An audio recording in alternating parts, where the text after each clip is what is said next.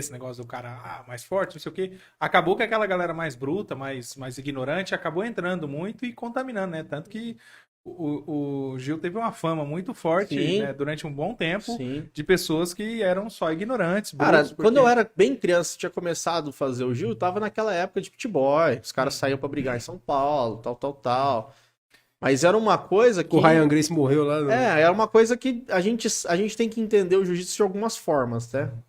O jiu-jitsu esportivo, o jiu-jitsu luta. Uhum. Aí a gente entende também a diferença do judô. Eu acabei passando algumas coisas assim. O judô veio antes do jiu-jitsu. Na época de samurais existia um termo genérico que chamava jujutsu. Era um termo mais ou menos igual a gente usa hoje para artes marciais. Artes marciais engloba várias. Sim. Naquela época, jujutsu englobava tudo. Luta com espada, luta com armas, luta de chão, luta com soco, luta com cotovelada, isso. E foi mudando os anos, foi passando de época em época.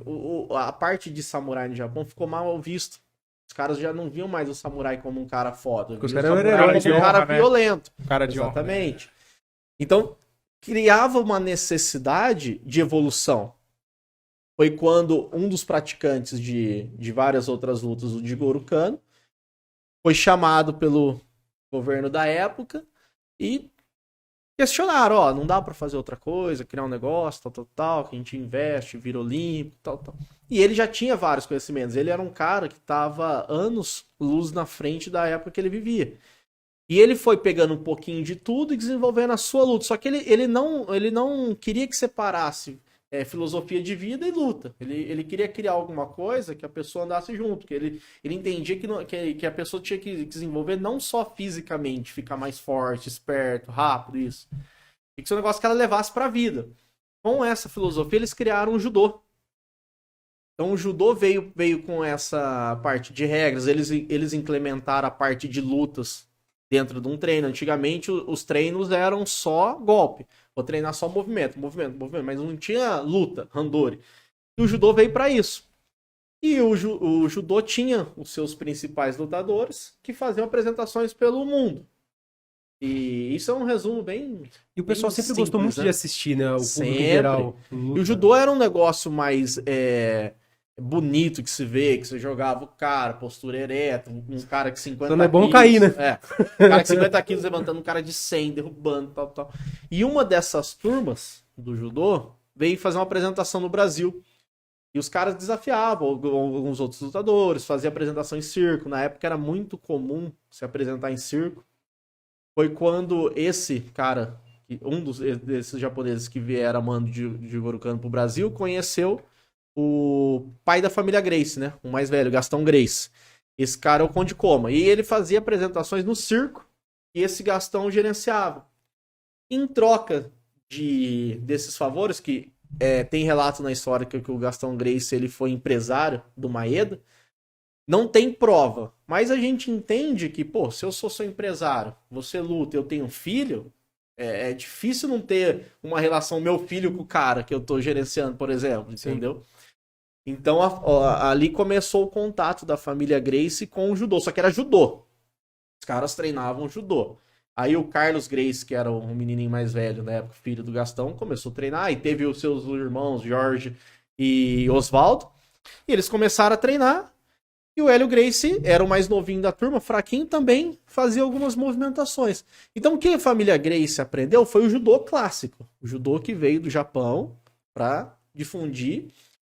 E só que é o seguinte, né? Os caras aprenderam esse judô, só que o Hélio Gracie ele era muito fraco. Ele era muito fraco, muito... não conseguia pegar. Pô, judô você encaixa o quadril, você faz um pouco de força, mas você encaixa o quadril, aplica um golpe. Só que ele não conseguia nem fazer o mínimo. A gente brinca que ele pegou um carro que já existia e colocou um macaco no carro para levantar o carro. Então eles pegaram o judô e desenvolveram. Tipo assim, eu operei o ombro, por exemplo. Tem posição que eu não consigo fazer força com esse braço. Então, eu vou desenvolver outra coisa, mas eu não crio nada. Às vezes nem confiança, né? Exatamente. Força, mas... Eu crio caminhos, mas já existe.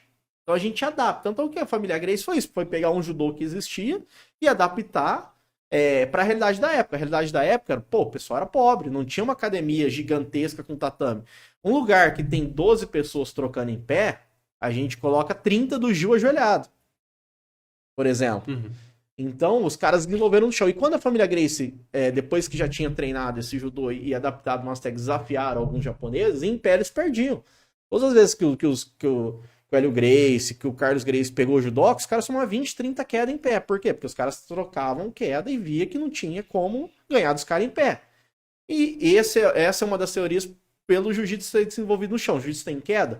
Mas se eu derrubar o Lucas, por exemplo, é 2 pontos. Ponta 2 pontos, mas a luta ele pode estar com 20. Se eu finalizar, eu ganho a luta. Então a queda é só um artifício que a gente tem de pegar o cara em pé e colocar ele no chão. Beleza? Aí o jiu-jitsu foi desenvolvido assim. Então a gente fala que o jiu-jitsu brasileiro, ele realmente é brasileiro. O jiu-jitsu é uma luta brasileira. Porque ele saiu do Japão. O judô, ele mantém essa cultura japonesa. A gente chama o professor de sensei, a gente tem uma foto do Jigoro Kano para reverenciar uma forma de agradecimento por tudo que ele fez. A gente tem um certo respeito maior. Então, quando a gente pega uma criança totalmente desregrada e coloca no judô, pô, tem benefício pra caralho. Por quê? Porque ele vai aprender essa disciplina desde pequeno. Já o jiu-jitsu, ele também tem as suas disciplinas, só que ele é brasileiro. Brasileiro é mais tranquilo. Pô, eu não preciso chamar meu professor de sensei. Não é uma luta japonesa. A família Gracie descaracterizou o jiu-jitsu do Japão. Eles pegaram e separaram. Até uma das teorias do jiu-jitsu, a família Gracie não queria usar o judô. Não queria usar o nome judô porque eles não queriam ficar na sombra do japonês. Eles ouviram em alguma parte da vida o termo jujutsu, que se referenciava arte marcial. E por um erro de pronúncia, virou jiu-jitsu. Então minha mãe poderia ter inventado facilmente. Jiu-jitsu. Jiu-jitsu. Aí ficou. A diferença de judô para caminho suave de jiu-jitsu é arte suave. Então ficou um termo totalmente diferente, mas que legal. Então, quer dizer era que bem parecido. O jiu-jitsu, ele Cara, é originário do Brasil. Exatamente. Eles eram de Belém do Pará, depois mudaram Rio de Janeiro e São Paulo. Uma coisa que eu até tenho muita amizade com o professor, um dos professores que se formaram, o Demian, que até a gente tá trocando umas ideias pra montar uma equipe, tal. Ela falou, velho, por que você fala armlock? Pô, não é brasileiro, caralho? Você vai ficar falando armlock? Leg lock? Não, meu, é chave de braço. Chave de joelho, chave de calcanhar, chave daquilo. Pô, vai ficar americanizando o negócio que é nosso, cara. Porque eu percebo que atualmente os caras misturam muito, né? Então a Pô, chave de tudo, calcanhar, cara. mas continua o armlock. Tem posição que é one leg, por exemplo. Loop choke, sei lá. On leg. A on leg, que hoje em dia é o clássico, que os caras entram, usam calcanhar, papapá. Os caras do judô faziam milhões de anos atrás com uma shigarami. É as mesmas técnicas. Então, assim, se a gente pegar o jiu-jitsu desenvolvido, parte de chão, que a gente fala, pô, os caras estão muito bons no chão. Os caras já faziam isso no judô há 300 anos atrás, 400 anos atrás. Então, assim, o que o Hélio Gracie foi pegar uma coisa que já existia e colocar alavanca, colocar outro tipo de abordagem, mas o jiu-jitsu, essa abordagem é brasileira, mas ele tem muitas raízes no judô. Isso é uma coisa inegociável, isso é uma coisa histórica, e não tem como vir aqui outro cara e falar que não é. Curtiu esse corte? Não se esqueça de deixar aquele like, compartilhar com seus amigos, se inscreverem em nosso canal e acompanhar o vídeo completo na descrição desse vídeo.